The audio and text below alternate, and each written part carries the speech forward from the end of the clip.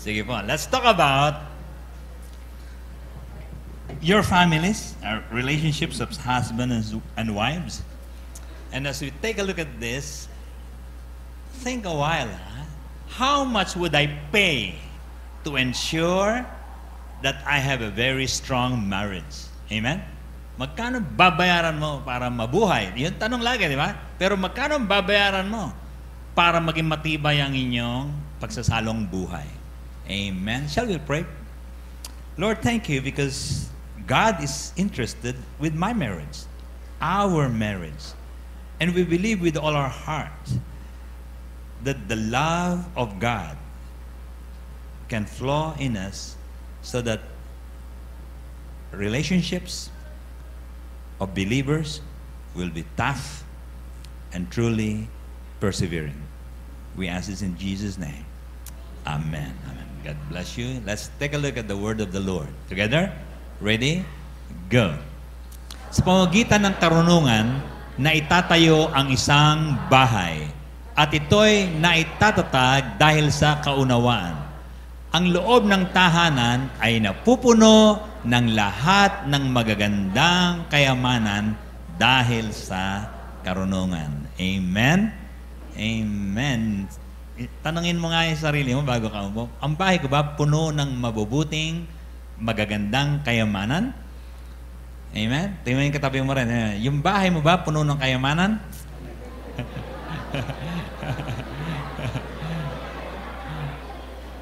Baka puno ng appliances, pero hindi kayamanan. Ha? Sige po, makakapupo tayong lahat. Pasalamat kayo, hindi na kayo pinanganak sa panahong ito. Imagine, kakasal ka, 3 days ang celebration, no? Nung araw, ganyan, ha? Tapos yung groom, siya magbabayad lahat. Para patunayan na mahal niya yung asawa niya. No? Ngayon, nag-share, di ba? Okay, ha? Tapos, yung bride pala, nagpe-pray para umulan sa araw ng kasal. Para sa prosperity. No? Ganun pala nung araw. No? Tapos, kung sa isang pamilya may nagpaplano magpakasal, hindi po pwede. Isa lang kakasal sa isang taon. No? Ayaw nila. Ayaw ni Chris Aquino yun. Okay. Ito, pinakamalupit. Yung paborito ko, the groom gives dowry to parents. May dalawa kasi akong anak na babae. Yan, sana mabalik yan. Okay. Biro mo, pinag-aral mo, nakagraduate, inubos mo yung lakas mo, ginapang mo, pagkatapos kukunin lang ng isang lalaki. Di ba? Bakit ba nawala yung ugaling yan? Pero, kasi yung mga regalo, hindi na mapupunta sa tatay, napupunta sa anak yan. Lalo na ito. Tuwan-tuwa ito.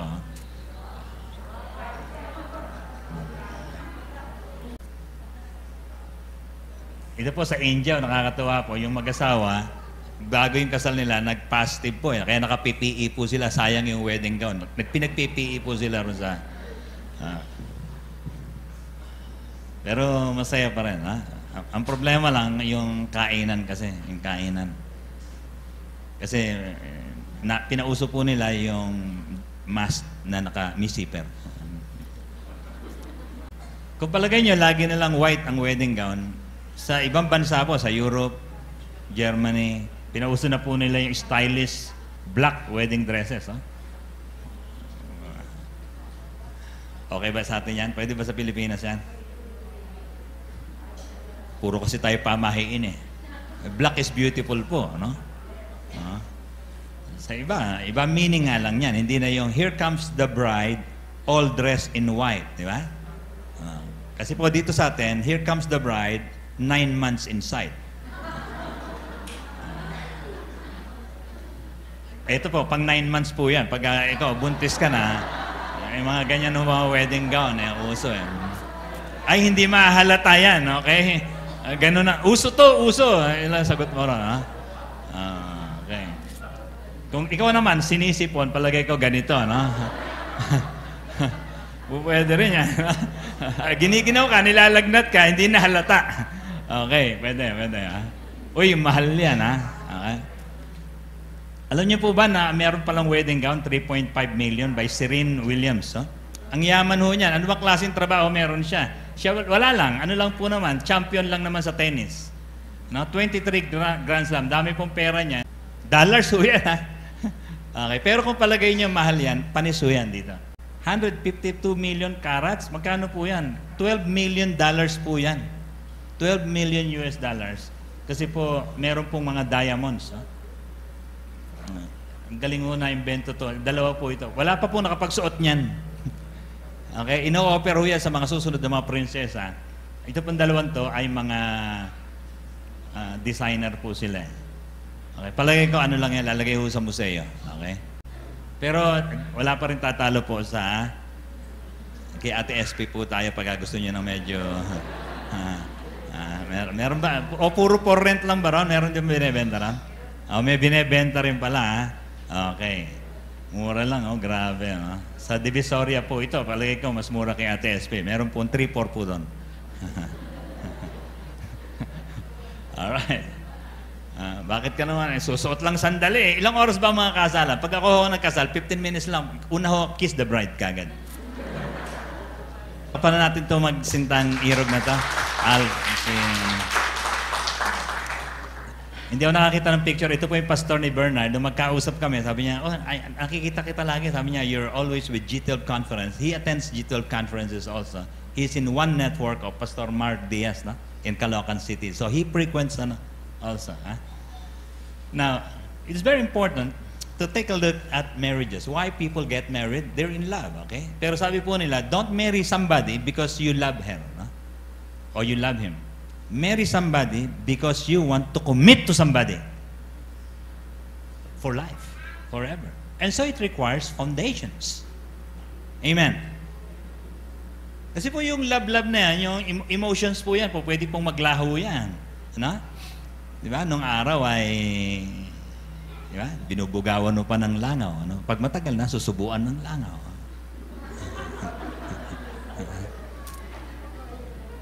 Di ba? Pagtatawid ng kalsada, di ba? Gaganon pa yung lalaki, tatawid yung girlfriend ko. Tatawid, gaganon, di ba? Pagka mag-asawa na, bilisan mo, nakakahiya sa barangay! May mga ganon, wala. Nahiya pa sa barangay tanong doon. Why? Because hindi po magtatagal yung mga sintang pururot na yon kung hindi po doon sa tamang pundasyon. Sabi po ni Solomon, wisdom has built her house. Di ho ba, ang dami pong pagka, meron mga prostitution house. Ang school po ay meron din pong house. You get wisdom from schools. Ang mga kotse po, meron pong casa. Di ba? Ang family po, it requires a house also. But a house that is filled with 7 pillars, 7 wisdom. Now, what will be the foundation of your house? That's the question. Amen? Anong pundasyon? Napasubo kami. Masyado kami nalasing nung gabing yun. Pinakasalan ko na. O yun po, mga ganon. Ganyan ang mga pundasyon, titibay, di ba? Parang House of Congress. Sa pamamagitan ng karunungan, naitayo ang isang bahay. Bahay can represent a home. It also represents a family. At ito'y natatag dahil sa kaunawaan. Ang loob ng tahanan ay napupuno ng magagandang kayamanan dahil sa karunungan. Amen? Sabi nga natin na malakas, I will build a house of wisdom. So babalansin po natin ang gusto yung buhay po natin kasi po, eto na, nandito na po tayo, natuto tayo ng leksyon, napasubo man o whatever. Yung iba, pinaghandaan po talaga ng gusto yan. Meron po kaming kaibigan na kinasal din sa wakas. Pamangkin po namin sa Manila. And for 7 or 8 years, ang tagal, kinakantsawan na siya ng kung ano-ano at natuloy din. So may mga tao po marunong maghanda talaga sa buhay, pero iba po ang paghahanda pag nandun na. Hindi ba? And all of you who are married here would understand and maybe is asking, ano ba talaga yung wisdom na yun? Let me continue by sharing to you. Nasa Romans po tayo, di ba? Dinaanan nyo itong Romans chapter 9 di ba? Merong isa rito, very striking sa akin. Ginamit po niya yung salitang patriarka. Sa English word po, yan po ay patriarch, which simply means fathers, ninuno. Okay? Sapagkat very masculine po ang kultura ng mga Israelita, napakahalaga sa kanila ang pagkilala hindi sa mga matriarka, kundi mga patriarka. Imagine if you would like to build a nation, you base the building on strong foundations of masculinity. Ganun po ang kultura nila ng araw. And why not? Kung biro mo, kung ang Diyos pipili, hindi po sa kailangan niyang mabuhay na pabago-bagong isip. Di ba? Tatandaan niyo po ba, nung panahon na ni Moses, sabi ni Moses, tanggalin mo na ako sa aklat ng buhay. Ganun po ka-emotional si Moses eh. Kasi po, pinalaki po ng prinsesa, di ba? Lahat ng magustuhan, nakukuha. Eh, nung hindi niya na makuha, sabi niya, tanggalin mo na ako sa aklat ng buhay. Very fickle-minded during that time. And so, kung ikaw ay magtitindig, isang araw kasi, yung mga tatay na bata rito, like Paul, like Bailon, one day you will become a patriarch. Lolo ng lolo, ng lolo, ng lolo. And so, they will think, mabutin lang we were raised up very strongly into faith also. Amen? Sapagkat sila po, ay pinanggalingan ng Kristo. Imagine po, sa kanila pinanganak si Kristo sa kataas-taasang Diyos na may kapurihan magpakailanman. Pwede rin namang si Deborah o si Miriam ang pundasyon kasi po nanatili sila sa Israel. Si Moses pa rin. Si Isaac po, anak po ni Abraham, medyo may kahinaan din, pero pinagtibay ng pananampalataya habang nagtatagal. Let me ask you this question. Hanggang saan ang tibay mo bilang pundasyon? Ang isa sa nagpaligaw ng napakaraming mga hidwaan sa mga tahanan, ito po tama naman sana, pero nagpaligaw. Diba?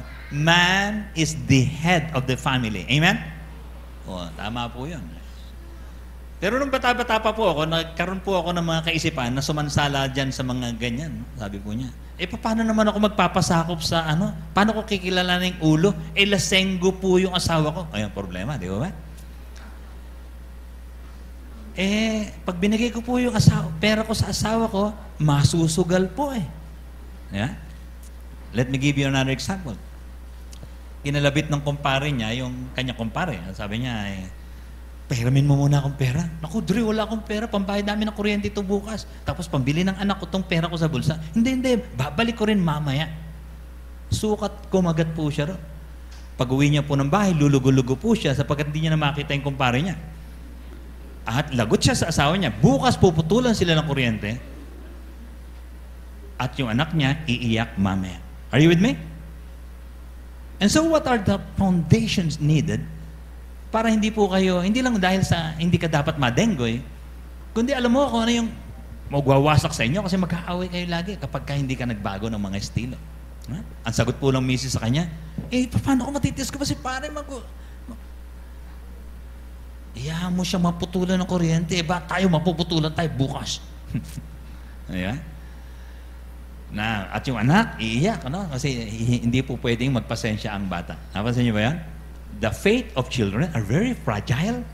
The moment milk is late, they would cry. And so, may mga pundasyon po pala, na kailangan matutunan ng isang tao. And so, if a father will be head of the family, he has to think like this first. Do I have the right foundations to be head? Hindi ko po sinasabing madi-disqualify po kayo. Kasi po, sasabihin ko pa rin sa misis nyo, sumunod ka dyan, pinakasalan mo yan.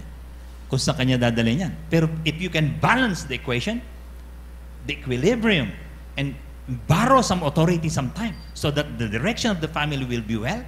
Kasi po, tingnan nyo po, napapansin nyo po ba? Ang dami na po talaga ng mga nanay namumuno ng mga tahanan. Something is wrong in the leadership of men. Foundations is vital. Are you with me? Ito na.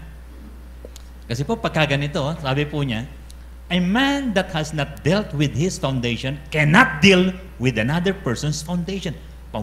Mawawasak po yung tahanan talaga pagka hindi naasikaso ng tatay yung kanyang pundasyon. Bago po tayo magpatuloy, pwede bang sabihin mo sa katabi mo, dalhin mo rito yung asawa mo, dalhin nyo rito yung tatay nyo, yung boyfriend mo, dalhin mo kay Lord. Imagine, magtitindig ng isang tahanan, walang pundasyon, mahina, ano? Sorry na, hindi na ako ulit. Hindi na ako mangangako, promise. Okay.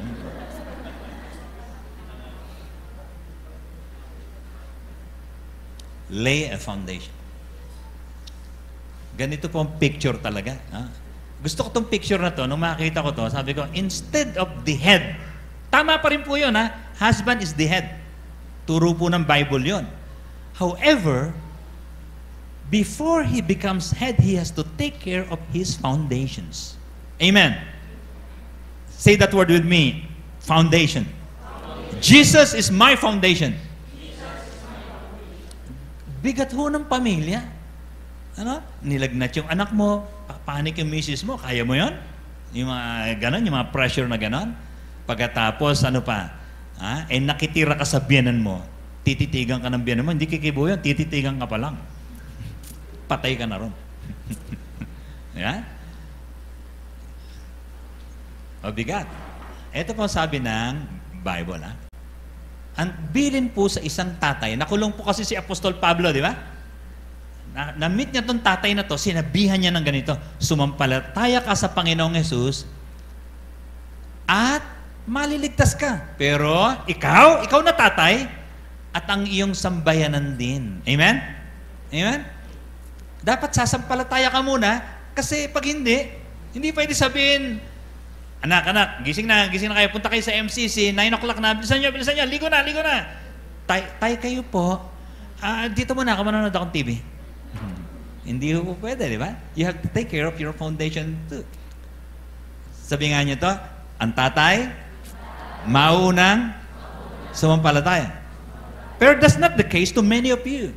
Many women in MCC has the mom first. And so you have a problem. Ang hirap po, di ba? And so you have to have extra effort so that they too would belong to Jesus Christ.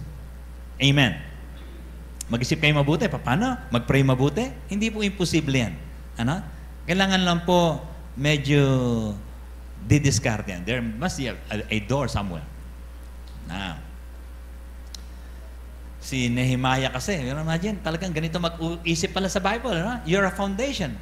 Ipagtanggol nyo ang inyong mga anak, inyong mga asawa, mga tahanan. Defend, protect your family. Amen?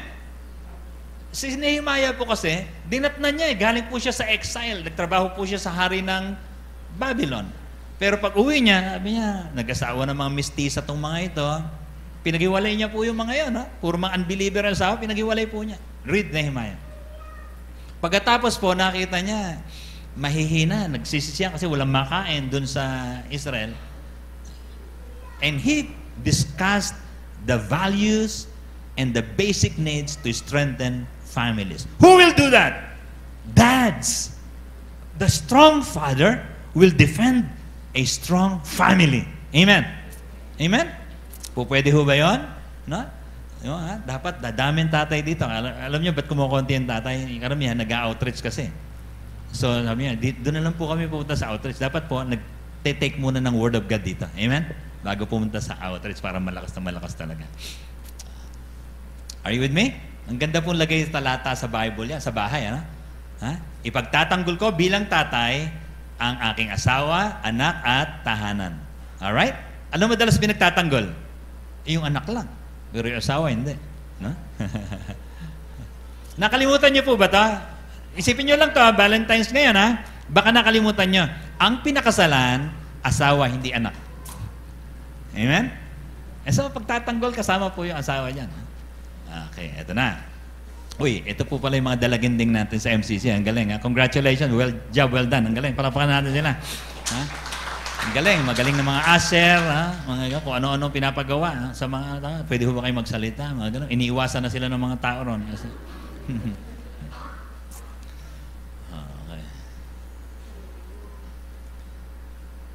Gusto kong ihabol lang ito, yung tinatawag po nila the EI, the Emotional Intelligence. Parang contradictory, di ba? Sa bawat matibay na tahanan, dapat po ang lalaki at babae, matias po yung emotional intelligence. Amen? Ang ganda po, nung term nila dyan sabi nila yung parang, you have to regulate your emotions. Pag po masyadong mahina kayo, ang tumataas po dyan yung emotions. Nagpipriction po yung mag-asawa, lagi po nag-aaway. Na? So dahil po dito, inimbento nila yung salitang yon, emotional regulation. Regulate your emotions. Kasi po, ang mga low emotions po ay ito para malaman nyo na kayong mag-asawa ba, mahina kayo sa aspetong to, mahina yung pundasyon nyo. Kasi minsan nananaig po to. Number one, isipin nyo mabuti to. Kung may magkatabi mag-asawa rito, walang magsisikuhan, pwede? Okay. Mamaya na lang ang away. Ayan na, may nagsikuhan na. Number one, you're too low emotionally kapag masyado pong argumentative. Bawasan niyo po yan. Hindi nakakatulong po sa relationship niyo yan. Amen? Lagi kang may bala. Isang bala ka lang. May binabaon siyang argumento. Pag binitawan ko sa kanya to, yari siya rito. Minsan po, binabalik yung nakaraan. Di ba? Naku naman, talaga naman. 39 years na yun. Huwag mo nang ba gamitin yung mga balang yan? Napapaalala pa eh. Uy, nakita ko si kanina rito. Nagkasalubong kayo. Tinitigan mo Mga ganon. Gumaganon pa eh. Wala po yung mga ganon. Number two, blaming. Okay? Laging may... Ako na naman may kasalanan! Hindi ka nagsaing. Ako na naman! Two, blaming. Magkusa na lang po. Okay? Number three. Ito, malupit po yung konti ito. Constant outburst. Madali pong tandaan to, ABC. Constant outburst. Pikon ka ba? Madali bang magputok ang butse? Hindi na po dapat, kung matagal na po tayo. Medyo huminga malalim. Pastor, sasabog ang puso ko pag di ko sinabi sa kanya. Wala yan kanyan. Alright? Letter D. You do not listen. Alright? Can you recite that with me? Ready? Go. Number one. B. C. D. We need focused attention to each other. We got to listen. Masarap asarin dyan si Cora. Kasi nag-alaga siya ng mga hayop sa bahay. No? Mga hayop. Meron na ho kaming giraffe, mga tiger, mga cheetah. Di papakainin na. Ang gaganito kanya. Ano ba yan? Next. Eat. Next. Rocky, eat. Ngayon, pag tinawag ako, PJ, eat. Ba't pati ko? Nalilito ho nalilito.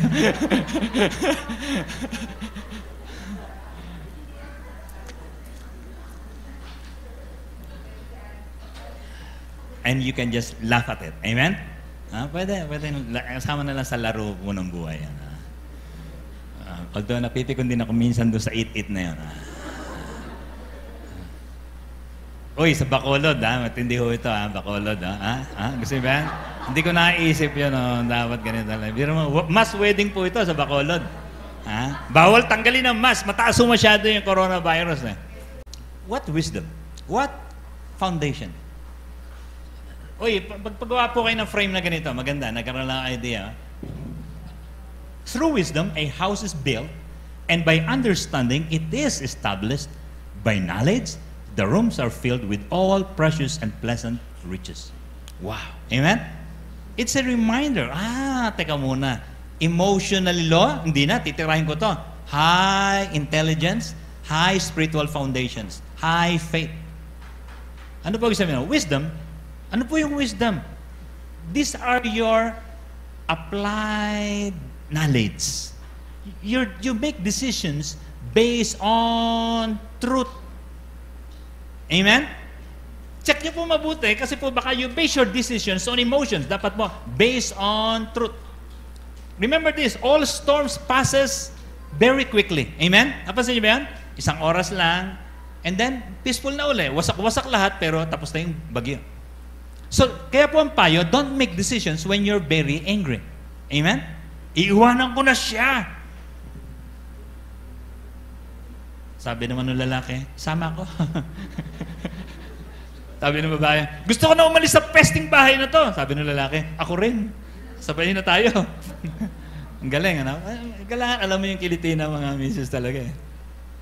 And so, sabi po nila, gayahin niyo si Abraham. Ang asawa niya, matanda, baog, hindi pwede magkaanak. Pero sabi ni Lord, magkakaanak ka. Amen? And so yung faith natin, tulad nun, ano? Hindi ka makakaalis sa Canada, wala kang pera. Hindi. God is truth. Amen? Bawat galaw po ni Lord, isipin nyo kagad, mag-devotion ka. Uy, may crisis ako ha. I could make a decision only when it is based on truth. That's wisdom. Alright? Amen? Imagine Isaac, Genesis 26, basahin niyo po, nagtanim si Isaac sa panahon ng tuyot, in a time of famine. Panahon ng kawalan. And God gave him 100-fold. Amen? Uy, isipin niyo to ha. Pwede bang magnegosyo sa panahon ng pandemya? Huwag po kayo magkaroon ng lockdown mentality because the truth is very important, not just the facts. Amen? Now, etong pangalawa. Ano ba yung understanding na to? Understanding is gathering and balancing facts. Importante po yun sa mag-asawa. Ano? Amen. May nagsumbong sa'yo, yung asawa mo, laging may kausap. Oh, sino ba yung kausap? Hindi ko kilala, pero parang maganda. Yung pala pinsan niya. Maganda. You gather information and then you balance the facts before you outburst with any kind of emotions. It's also important to have knowledge, variety of informations. Ang dami po ngayon. No? Mapalit po kayo sa henerasyon natin kasi ang dami po mga vlog na magaganda. Punta po kayo sa mga business. Ano? Hindi ako graduate ng high school, pastor. Paano ako magnenegosyo? Tuturuan ka ni Chinkitan. Tuturuan ka ni Boss Sanchez. Tuturuan ka ni Jim Rohn kung paano mag-utak negosyo. Si Warren Buffett. Tuturuan ka niya paano siya nag-invest nung una. Nangolekta lang po ng bote at mga basyo ng mga soft drinks si Warren Buffett nung umpisa. At nakita niya, may pera pala ron, sinipagan niya, binebenta. You can be inspired by many people. Why? This is a season, a time of so much knowledge. Kailangan lang ng variety. Okay? Kung magtatayo ka ng gasolinahan, think again, no? Ino-operan ka ng kaibigan mo, ang daming gasolinahan sa paligid. So baka po merong ibang payo para sa inyo. Mas mababa, o kaya walang puhunan. Ano? May kausap ako kahapon, ano? Bebenta ng insurance. Sabi ko, how many % of Filipinos are insured? Sabi niya, 2% lang, pastor. Oh. And because of that, ano, meron pong isang taga CLSU. Ito pong pandemic, ha? Nakakuha po siya ng 153 clients. Pumirma in a pandemic. Ang dami po palang natatakot mamatay nung pandemya. And so, pumutok po yung kanyang karir. Are you with me? Sumusweldo lang ho yun ng 500 per day as an employee. He found the insurance business. Walang puhunan, laway lang. Amen? Na? Sino gusto mag-insurance? Ako na lang. Sige. Sabihin nga natin isa-isa to. Wisdom, understanding, knowledge. Kung nasa iyo si Jesus, hindi ka magbabase lang sa, masayahin ako. Gusto ko laging masaya. Emotion yan eh. Di ba? Wala na ng pera. Magkakagastos ka pang ganyan. Okay? Hindi pa tayo sigurado. Ha? May kilala po ako nung Christmas, hindi sila nagbibili. Hindi siya bumili ng bagong sapatos para sa kanyang sarili. Sabi niya, bakit? Hindi natin alam yung 2021, pastor, ha? Kaya, kailangan, sigurado tayo. May wisdom, ano? Naunaan niyo po ba yan? Okay, now. Anong resulta pagka ginawa natin yan? Your house will be filled with all beautiful and precious treasures. Amen? Amen? Promise po ng Bible yan kapag you are founded well. Alright? Pangako ni Lord yan. Lord, sabi mo if I have knowledge, understanding, and wisdom, I would like to have it, Lord. Then, practically, God will bless you. Spiritually, God will bless you. Sabi nga niya, Lord, I claim precious treasures in my house. Amen? Every day, de-declare po natin yan. Magpe-pray ka mabuti. At sasabihin mo kay Lord, magpe-faithful po ako sa devotions ko.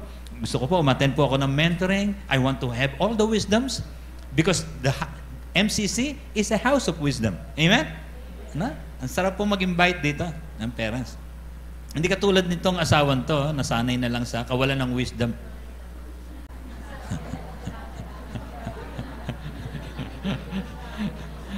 Sensya na ho kayo, namumulot ako sa FB.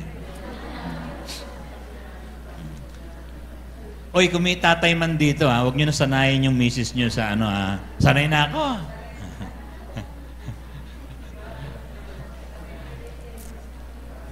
Grabe yung mga kalokohan sa FB. Sanay na ako, I'm not scared. Pangasawa ko, noipy. Pero ibahin nyo yung mga taga-Bantog, ha? Amen. Taga-Science City, ha? Mamaya, titrit yan, ha? Amen. Parang wala kumikibo rito, ha? Ito pa ang isa. Tindi yun ito, biro mo. Kung talaga may precious treasures, ang matuwid na tatay, na nanay, ay nag-iiwan ng pamana hanggang sa kaapo-apuhan. Ooh! Amen! Amen? Pang Bendibil yan. Pang Henry C. Hindi lang yung anak, pati apo at kaapu-apuhan ay pwedeng iwanan ng bukid. Amen? Ng bahay. May time ka pa para magplano ngayon. Amen? Ha? Sige, sige. Now, ito na po. Punta naman tayo sa mga nanay. Sabi mo siya, tayo naman.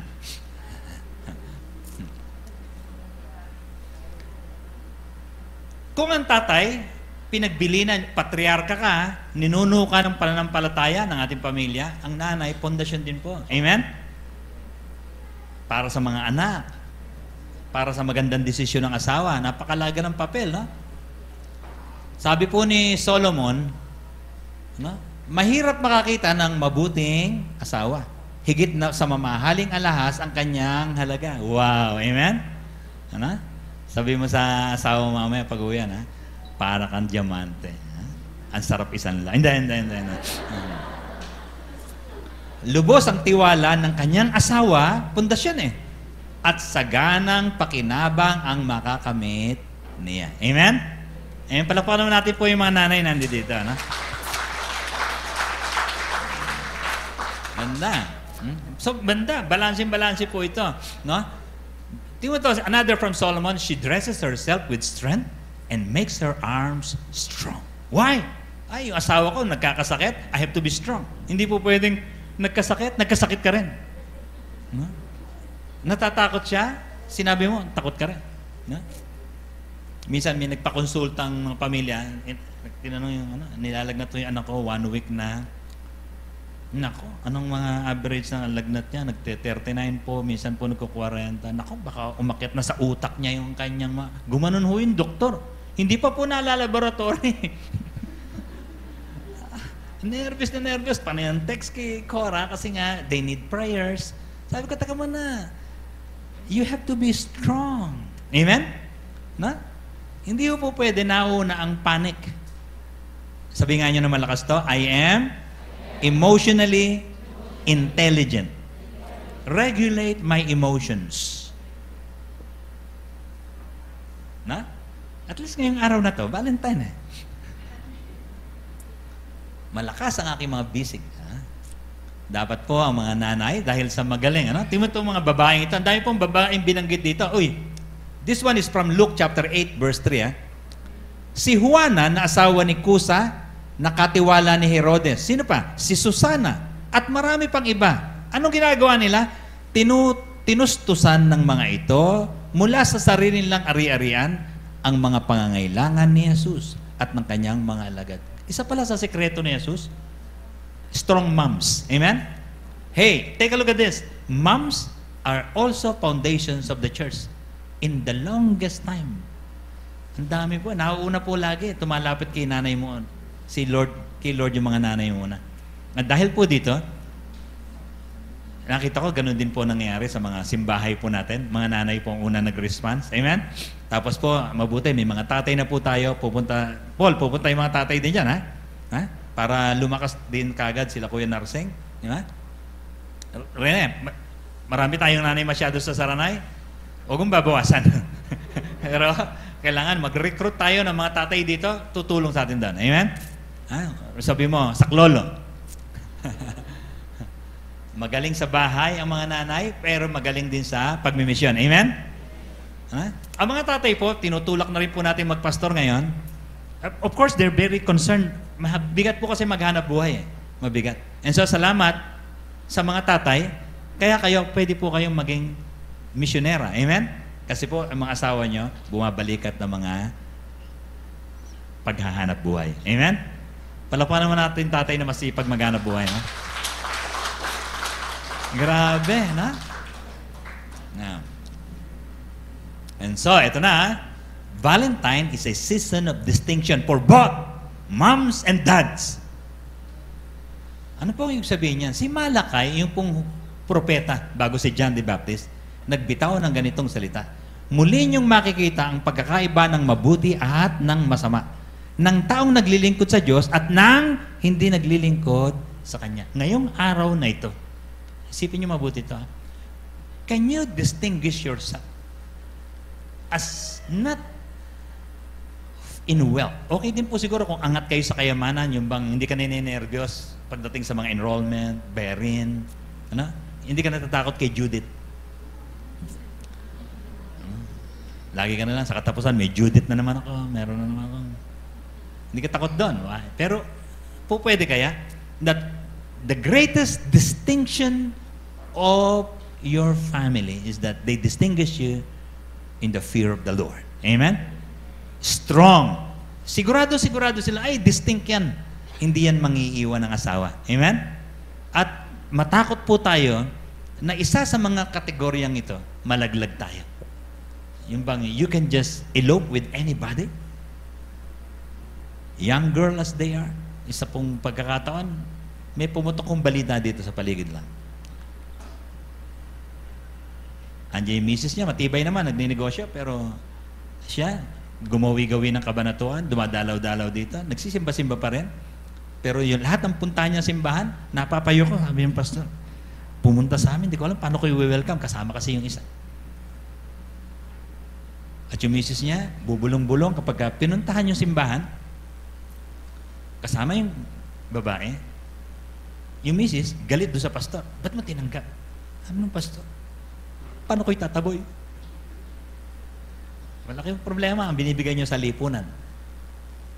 But it's of us, man, woman, and even children, would have to rally their strength to distinguish a family that would honor God. Amen? Amen? Maaari po ba? Tumayo tayong lahat. Mananalangin tayo. Sabihin natin sa Panginoon Diyos, kayo po, kung magde-date po kayo mamaya, okay lang po yon. Simple or extravagant, okay lang po yon. Pero ito pong nais kong maging dulo ng inyong mga pagtitipon, manalangin po yung mga mag-asawa, kahit po yung kalahati, hindi pa mananampalataya. Hawakan niyo ang kamay ng isa't isa, hilingin niyo sa Diyos, matutupad dito sa atin. Amen? A family that is distinct. Valentine made me distinct in 2021 because I made the decision magkakaroon ng pagkakaiba ang buhay namin sa lahat ng aming mga kapitbahay. We read the Bible, we fear God, we call on Him by faith, and we serve and honor God. Amen?